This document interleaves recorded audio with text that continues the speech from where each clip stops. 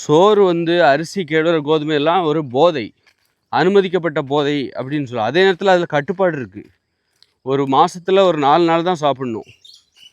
நம்ம எதிர்காலத்தில் இயற்கையோடு இணைஞ்சு கிராமமாக வாழ போகிறாங்க மனிதர்கள். அப்போ உணவு கட்டுப்பாடு தான் அந்த ஒரு கிராமமேங்கிறது. என்னது, ஒரு உணவு கட்டுப்பாடு தான். ஊர்கூடி முடிவெடுக்கும். உணவு கட்டுப்பாட்டை ஊர்கூடி முடிவெடுக்கும். இப்போ நான் உணவு கட்டுப்பாடு கடைப்பிடிக்கிறேன், அரிசி, கேழ்வரகு, கோதுமையை சாப்பிடக்கூடாதுன்னு நினைக்கிறேன், அதை பின்பற்றுறேன். அதே நேரத்தில் என்னை சுற்றி இருக்க எல்லாருமே சாப்பிட்டுட்டு இருக்காங்க. பெரும்பாலும் நிறைய பேர் சாப்பிடாமல் இருக்காங்க. நோய், சர்க்கரை நோய் அப்படி இப்படின்னு சொல்லிட்டு ஏதோ ஒரு காரணத்துக்காக சாப்பிடாமல் இருக்காங்க. இந்த வேற்றுமையே இருக்கக்கூடாது. அப்போ தான் தடுமாற்றமாக இருக்கும்.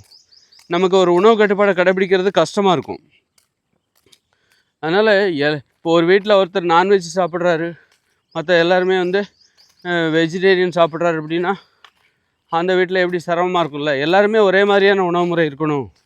அப்படி இருக்கும்போது எதிர்காலத்தில் உணவு கட்டுப்பாடு தான் ஒரு மனதோட உறுதிக்கு காரணமாக இருக்குது. மனித வாழ்க்கை சிறப்பாக இருக்கணும்னா உணவு கட்டுப்பாடு தேவை. அரிசி, கேழ்வரகு, கோதுமை என்பது ஒரு போதை உணவு. அந்த போதை உணவை நாம் தவிர்க்க முடியாது முற்றிலும். அதே நேரத்தில் அதை சாப்பிடுவதற்கு ஒரு ஊரே கூடி முடிவெடுக்கும். அரிசி, கேழ்வரகு, கோதுமையை நாம் இன்றைக்கி சாப்பிடலாம், நாளைக்கு சாப்பிடலாம், நாளைக்கு மட்டும் சாப்பிடலாம், அதன் பிறகு அதை சாப்பிடக்கூடாது அப்படின்னு ஊர் கட்டுப்பாட்டுக்கு உட்பட்டு அதை சாப்பிடுவதும் சாப்பிடாமல் இருப்பதும் ஊர் தான் முடிவெடுக்கும். ஒரு மாதம் உணவு கட்டுப்பாடு, ஒரு மாதத்திற்கு நாம் அரிசி, கேழ்வரகு, கோதுமையை சாப்பிடக்கூடாது அப்படின்னு ஊர் கூடி முடிவெடுக்கும். அப்படி முடிவெடுத்து தான் எதிர்காலத்தில் சாப்பிட்றதும் சாப்பிடாமல் இருக்கிறதும் உணவு கட்டுப்பாடையே ஊர் கூடி முடிவெடுக்கும். இன்றோடு 30 நாட்கள் முடிவடைந்து விட்டது. அரிசி, கேழ்வரகு, கோதுமை நாம் 30 நாட்கள் சாப்பிடவில்லை. இன்றிலிருந்து 4 நாட்களுக்கு நீங்கள் விரும்பிய அனைத்து உணவுகளையும் சாப்பிடலாம், அரிசி, கேழ்வரகு, கோதுமையை சாப்பிடலாம் அப்படின்னு ஊர் கூடி முடிவெடுக்கும். அப்போ எல்லோரும் ஒரே மாதிரியாக சாப்பிடுவாங்க. 4 நாளும் அந்த அரிசி, கேழ்வரகு, கோதுமையை சாப்பிடாமல் இருந்தாங்க. இப்போ சாப்பிடுவாங்க, 4 நாள் சாப்பிடுவாங்க.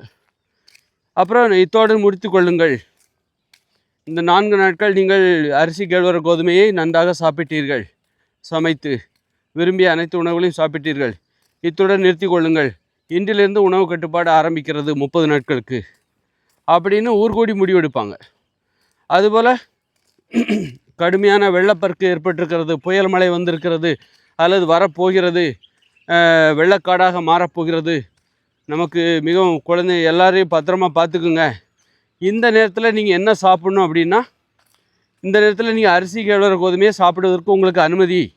ஏனென்றால் நாம் ஒரு பேரிடர் காலத்தில் இருக்கிறோம். பேரிடர் காலத்தில் நாம் இருக்கிறோம். ஒரு இக்கட்டான நெருக்கடியான காலத்தில் இருக்கிறோம். புயல், மழை, வெள்ளம். இந்த நேரத்தில் உங்களை நீங்கள் பாதுகாத்து கொள்ள உங்களுக்கு அளவுக்கு அதிகமான வலிமை தேவை. அந்த வலிமையை பெறுவதற்கு, உங்களை தற்காத்து கொள்ள அளவுக்கு அதிகமான வலிமை தேவை. அந்த வலிமையை தருகிற உணவு அரிசி, கேழ்வரகு, கோதுமை, அதை நீங்கள் சாப்பிடலாம் அப்படின்னு ஊர்கூடி முடிவெடுத்து சொல்லுவாங்க. ஊர்கூடி முடிவெடுத்து சொல்லுவாங்கன்னு வச்சுக்கோங்க. இந்த மாதிரி தான் ஊர் கட்டுப்பாடு, உணவு கட்டுப்பாடு என்பது இனிமேல் ஊர் கட்டுப்பாடாக மாறும். எப்படி மது அருந்தக்கூடாதுன்னு சில கிராமத்தில் தடை போட்டிருப்பாங்களே, சில நாட்டில் சாராயம் விற்பதற்கு தடை இருக்கும். அது அப்போ ஒரு நாடே மது அருந்தக்கூடாது என்கிற கட்டுப்பாடு அப்போ அது போதைக்கு கட்டுப்பாடு விதிக்குது. கஞ்சாலாம் பயன்படுத்தக்கூடாது அப்படிங்கிறது ஒரு நாட்டோட கட்டுப்பாடு. அதுபோல் நாம் இந்த உணவு இருக்குல்ல, உணவு போதை. இது அரிசி, கேழ்வரகு, கோதுமை என்பது ஒரு உணவு வடிவில் உள்ள ஒரு போதை. அப்போ அதையே நாம் சாப்பிடக்கூடாது அப்படின்னு ஊர் கட்டுப்பாடு இனிமேல் வரப்போகுது. இப்படி தான் மனிதர்கள் வாழ போகிறாங்க. அப்போ தான், ஏன்னா அரிசி, கேழ்வரகு, கோதுமை தான். அதை சாப்பிட்டா என்னாகும், மனிதர்களுக்குள்ள வேற்றுமை வரும், ஏற்றத்தாழ்வுகள் வரும், வன்முறை உணர்ச்சி வரும், சோம்பேறித்தனம் வரும், அடிமைத்தனம் வரும், நோய்கள் வரும். நோய்களுக்கெல்லாம் இதான் காரணம். அப்படி இருக்கும்போது அதை சாப்பிடாமலும் இருக்க முடியாது, ரொம்ப டேஸ்ட்டாகவும் இருக்குது. அப்போ அதற்கு கட்டுப்பாடுகள். நம்ம வாழவும் செய்யணும், அதுக்காக சாகவும் கூடாது. அப்படிங்கிறதுக்காக ஒரு மாதம் ஃபுல்லாக உணவு கட்டுப்பாடு, அதை சாப்பிடக்கூடாது. அப்புறமா எப்போ சாப்பிடலாம், எந்தெந்த தருணங்களில் நாம் அதை சாப்பிடலான்னு ஊர் தான் முடிவெடுக்கும். அதன்படி நம்ம பின்பற்றணும். எல்லாருமே ஒரே மாதிரியாக உணவு கட்டுப்பாடை கடைபிடிக்கணும். ஒரே மாதிரியாக அந்த உணவு கட்டுப்பாட்டுக்கு விடுமுறை. இப்படி தான் வாழணும். இப்படி தான் வாழ போகிறாங்க. எதிர்காலம் இப்படித்தான் இருக்கப் போகிறது.